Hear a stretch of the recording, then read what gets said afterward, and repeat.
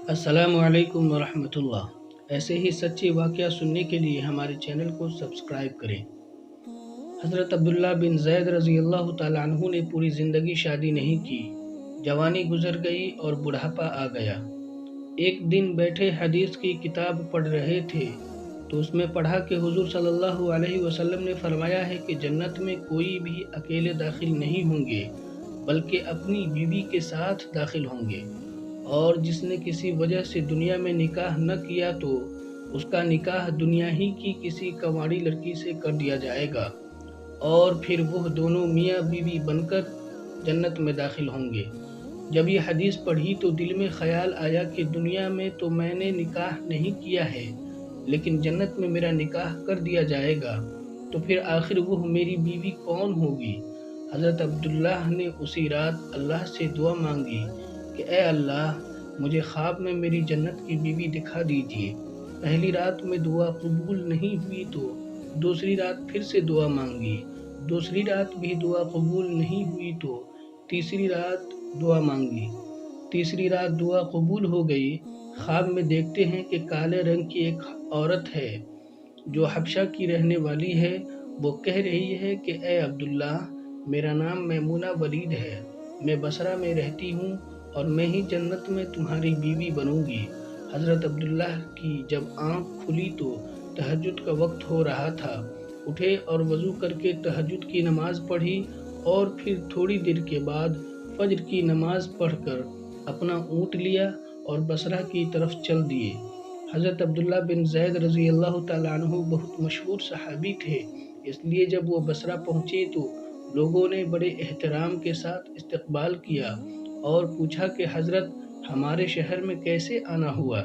हज़रत अब्दुल्ला ने फरमाया कि मैं एक औरत की तलाश में यहाँ आया हूँ, उसका नाम मैमूना वलीद है, मैं उससे मिलना चाहता हूँ। यह सुनकर लोगों को बहुत हैरानी हुई और कहा कि हज़रत, आप इतनी दूर मैमूना वलीद से मिलने आए हैं? फरमाया हाँ, क्या मैं उससे नहीं मिल सकता? लोगों ने कहा नहीं हज़रत, ऐसी बात नहीं है, बल्कि वो तो एक पागल औरत है, लोग उसे पत्थर मारते हैं।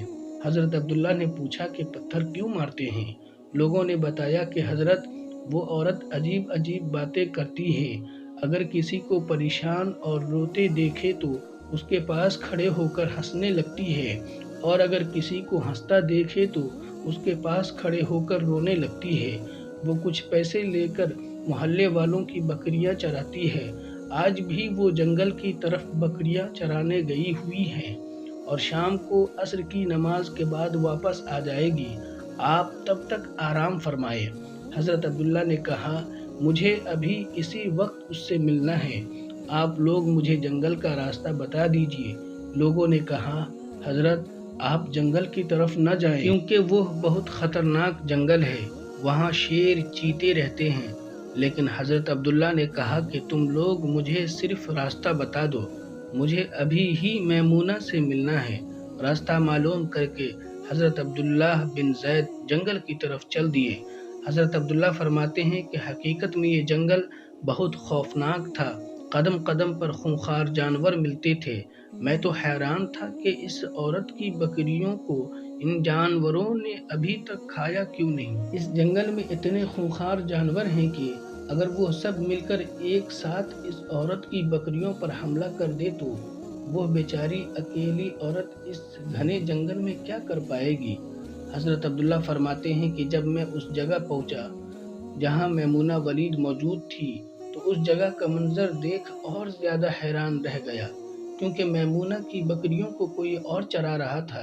मैमूना खुद बकरियां नहीं चरा रही थी, बल्कि वह तो इस खौफनाक जंगल में मुसल्ला बिछाकर नमाज पढ़ रही थी। मैं ये मंजर देखकर हैरान रह गया कि आखिर इन बकरियों को फिर कौन चरा रहा है, क्योंकि बकरियां कभी एक जगह पर नहीं रुकती, वो कभी इधर कभी उधर भागती है।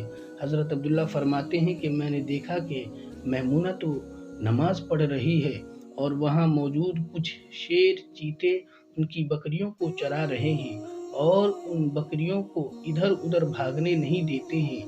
ये मंजर देखकर तो मैं हैरान रह गया कि आखिर शेर, चीते और बकरियों में दोस्ती कैसे हो गई? शेर, चीते तो बकरियों को देखते ही चीड़ फाड़ कर खा जाते हैं, लेकिन आज यहाँ का मंजर तो बिल्कुल अलग था।